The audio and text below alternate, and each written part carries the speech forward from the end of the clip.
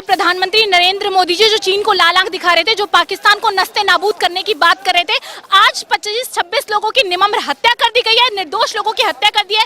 मोदी जी कह रहे थे कि धारा 370 हटा दी गई है। आप जाइए कश्मीर में जाकर रहिए। मैं पूछती हूँ गृह मंत्री अमित शाह जी वहाँ घर लेकर रहेंगे?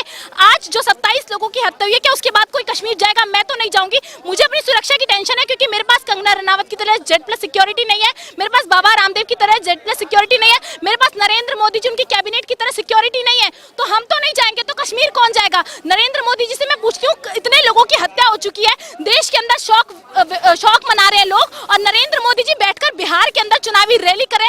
वो रैली कैंसिल की जा सकती थी, लेकिन मोदी जी ने नहीं की, क्योंकि उनके लिए चुनाव वोट ज्यादा जरूरी है। बैठकर मंच पर नीतीश कुमार जी के साथ ठहाके लगा रहे हैं। शर्म आनी चाहिए देश के प्रधानमंत्री जी को। मुझे शर्म आती है कि हमारे देश का प्रधानमंत्री ऐसा है जो कहता है कि मैं बिहार में खड़े होकर कश्मीर से जो आवाज जा रही है पाकिस्तान तक, उनको ललकारा हूं। साउंड इतनी तेज मोदी जी ट्रेवल नहीं करता है जितनी तेज आप समझते हैं। कश्मीर जाकर के संदेश देते देश को कि पाकिस्तान को पूरे देश के नक्शे से नस्ते नाबूद कर दिया जाएगा। पर सवाल यह है कि 2 घंटे तक जहां चप्पे चप्पे हम भारत जोड़ो यात्रा में राहुल जी के साथ चले, हमने देखा है कि चप्पे चप्पे पर सीआरपीएफ तैनात है, तो 2 घंटे तक लोग रोते रहे। ना वहाँ सुरक्षा शिविर का इंतजाम, ना वहाँ पुलिसकर्मी, ना वहाँ सुरक्षा कर्मी। वहाँ के स्थानीय मुसलमान जो आज एजेंडा फैला रही है ना मेन स्ट्रीम, वहाँ के स्थानीय मुसलमानों ने उनको सपोर्ट किया, कंधे पर बिठा बिठा कर अपनी जान गंवा दी। तो ये क्यों पूछा, ये कह रहे हैं धर्म पूछकर क्यों मारा गया? मैं बताती हूँ कि इसलिए मारा गया क्योंकि देश के अंदर धर्म की राजनीति चल रही है। आपको समझने की जरूरत है कि देश में धार्मिक उन्माद फैलाने के लिए काम किया गया है। इसलिए आज हिंदू मुस्लिम को एकजुट होकर के पाकिस्तान से लड़ने की जरूरत है, देश में लड़ने की जरूरत नहीं है। मैं पूछती हूँ इंटेलिजेंस एजेंसीज क्या कर रही थी, गृह मंत्री अमित शाह जी क्या कर रहे थे, डिफेंस मिनिस्टर क्या कर रहे थे? 26-27 लोगों की मौत के बाद आप शौक व्यक्त करने जाते हैं, तो मुझे नहीं लगता कि आप होम मिनिस्ट्री के पद पर रहने के लायक है। हमारे 27 लोग तो चले गए ना, 26 लोग तो चले गए, लेकिन गृह मंत्री अमित शाह जी वहां पर जाकर शौक व्यक्त कर रहे हैं। तो मोदी जी और गृह मंत्री अमित शाह जी का यही एजेंडा। आधी जगहों पर वो जाते नहीं, और जहां जाते हैं वहां राजनीति के लिए जाते हैं। कि पुलवामा हमले के बाद अगर इन सपेरों को बंद कर दिया जाता ना, तो आज इतनी हिम्मत नहीं होती। मुझे लगता है कि पहलगांव जो हुआ है वो सिर्फ उन्हें पता है कि सुरक्षा में बड़ी चूक है।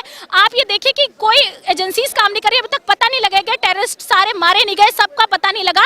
लेकिन गृह मंत्री अमित शाह जी आज भी कहते हैं कि हमारी वजह से कश्मीर के अंदर शांति है। जिस शांति अमन चैन की आप बात कर रहे थे ना, उस कश्मीर में आज के बाद कोई पर्यटक नहीं जाएगा, वहां लोगों का बिजनेस ठप हो जाएगा, वहां के लोग क्या काम करेंगे? तो कश्मीर एक सबसे सेंसिटिव जगह है जहां पर पुलिस बल ना मौजूद होना सबसे बड़ा फेलियर है सरकार। वो हिंदू थे तो वो हिंदू बचने चाहिए थे। आप कहते हैं ना कि देश में हिंदू खतरे में है, तो वो 27-26 हिंदू क्यों नहीं बचाएगा नरेंद्र मोदी जी से? उनके मरने के बाद आप क्यों शौक व्यक्त कर रहे हैं? आप ये बताइए कि आपकी पुलिस कहाँ थी, आपकी होम मिनिस्ट्री, पूरी डिफेंस मिनिस्ट्री कहाँ थी उस वक्त जब ये सब हो रहा था? 2 घंटे तक लोग चिल्लाते रहे, रोते रहे। देखिए मोदी जी को राजनीति ज्यादा जरूरी है। अगर वो बिहार की रैली कैंसिल कर देते, दिल्ली से खड़े होकर भी बोल देते ना कि पाकिस्तान को नक्शे से हटा दिया जाएगा, पाकिस्तान के साथ ये कर दिया जाएगा, लेकिन मोदी जी के लिए रैली, राजनीति, वोट ये सबसे ऊपर है। इसके लिए मोदी जी किसी भी हद तक जा सकते हैं, उनको कोई संवेदना शौक नहीं है।